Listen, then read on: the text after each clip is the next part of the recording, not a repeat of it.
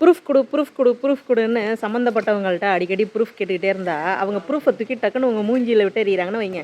என்ன செய்வீங்க? எங்கே கொண்டு போய் உங்க மூஞ்சி வச்சுப்பீங்க? அப்படிதாங்க இந்த டைரக்டர் ராஜசேகரோட மனைவி தாரா அப்படிங்கிறவங்க வடபழனியில ஒவ்வொரு கோவிலா தங்கிட்டு இருக்காங்க. ஏன்னா, அவங்களுடைய வீட்ட ஜப்தி பண்ணிட்டாங்க. வீட்ட விட்டு வெளியேறி எங்க தங்குறதுன்னு தெரியாம ஒவ்வொரு இடமா தங்கிட்டு இருக்காங்க அப்படின்ற ஒரு வீடியோ நான் முன்னால பதிவு பண்ணியிருந்தேங்க. சமீபத்தில தமிழக அரசால் வழங்கப்பட்ட அவார்டுல ராஜசேகர் அவருக்கான அவார்ட பெறுவதற்காக இந்த தாரா அப்படிங்கிறவங்க வந்திருந்தாங்க. அவார்டையும் பெற்றுவிட்ட பிறகு அவங்க அரசுகிட்ட ஒரு கோரிக்கை வைக்கிறாங்க. எனக்கு வீடு இருந்தா நல்லாயிருக்கும் அப்படின்னு. கோரிக்கையை ஏற்ற துணை முதல்வர் அது என்னன்னு கொஞ்சம் பார்த்து செய்யுங்கப்பா அப்படின்னு சொல்லியிருக்காங்க.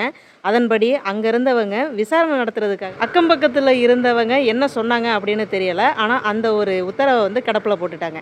நம்ம குடுத்த கோரிக்கையை ஏத்துக்கிட்டாங்க. ஆனாலும் ஏன் அந்த விஷயத்த செயல்படுத்தாம கிடப்பில போட்டுட்டாங்க அப்படின்னு என்கொயரி பண்றதுக்காக தாரா போன இடத்துல தெரிஞ்சுக்கிட்ட ஒரு விஷயம் தான் தாரா உண்மையான மனைவி இல்ல அப்படிங்கிறது.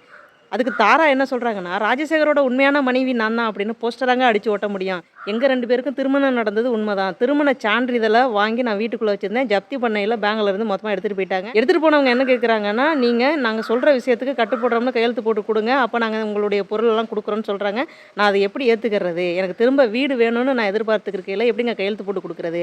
அதனால நான் அப்படியே விட்டுட்டேன். அவங்க எடுத்துக்கு போன டாக்குமெண்ட்ஸ்ல தான் எங்களுடைய கல்யாண சான்றிதழும் இருக்கு. ஆனா சான்றிதழ் அங்கிருந்து பெற முடியாது. ஆனா எங்க கல்யாணம் நடந்ததோ அங்க போய் கேட்டு வாங்கிக்கலாம்ல அப்படின்னு சொல்லி எந்த அலுவலகத்துல கல்யாணம் நடந்ததோ அங்க போய் கேட்டிருக்காங்க. கேட்கும் பொழுது அலுவலகத்துல இருந்து என்ன சொல்லியிருக்காங்கன்னா, மிக்ஜாம் புயல்ல அனைத்து கோப்புகளுமே போயிருச்சு. அதனால இங்க தான் உங்களுக்கு கல்யாணம் ஆச்சு அப்படிங்கிற அந்த எழுத்துப்பூர்வமான ஒரு பதிவை வேணா நான் உங்களுக்கு தர்றோம் அப்படின்னு சொல்லி குடுத்துருக்காங்க. அலுவலகத்துல இருந்து அந்த சான்றிதழை பெற்றுக்கொண்ட தாரா நேரா அரசுகிட்ட கொண்டு போய் ஒப்படைச்சிருக்காங்க. அதுக்குள்ள எலெக்ஷன் டேட்ட அறிவிச்சுட்டாங்க. ராஜசேகரோட மனைவி தாராவுக்கு வீடு கிடைக்குமா? கிடைக்காதா? அப்படிங்கிறத காத்திருந்து தான் பார்க்கணும். காணொளியிலிருந்து என்னோட கருத்து என்ன அப்படின்னா, இங்க இருக்கிற எல்லாருமே நல்லவங்களும் கிடையாது. இங்க இருக்கிற எல்லாருமே கெட்டவங்களும் கிடையாது. சூழலுக்கு ஏத்த மாரி அவங்க அவங்களுடைய சுயநலத்துக்காக சில காரியங்கள பண்றாங்க. அதனால நல்லவங்க, கெட்டவங்கன்ற தீர்மானத்துக்குள்ள கொண்டு வரப்படுறாங்க.